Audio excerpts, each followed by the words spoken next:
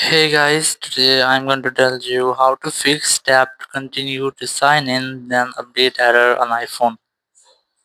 If you're using any iPhone and you're having this type issue that whenever you try to update your app, so you get this type issue. So let's see how can you easily fix that problem. First of all, you just have to go back and you have to open up your settings, and here you have to make sure that you're connected to internet. It might be your Wi-Fi or cellular, or you have to try to enable and disable your airplane mode up to 4 or 5 times.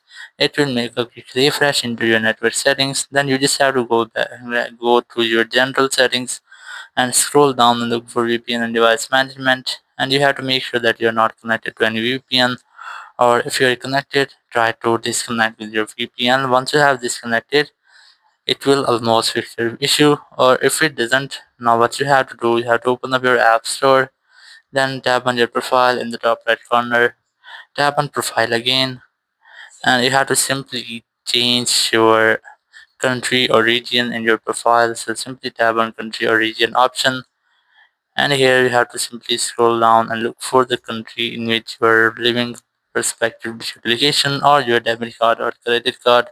So you have to simply look for your country from here.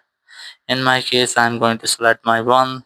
Just select that and then tap on this continue option. And here you have to tap on this agree option in the top right corner. Then you have to enter all of the details of your credit card or debit card from here. And once you have entered, simply tap on this on option and your problem will be fixed. So in this way, you can easily fix tap to continue the sign in, then update error in any iPhone. Thank you very much for watching the video. Until next video, bye bye.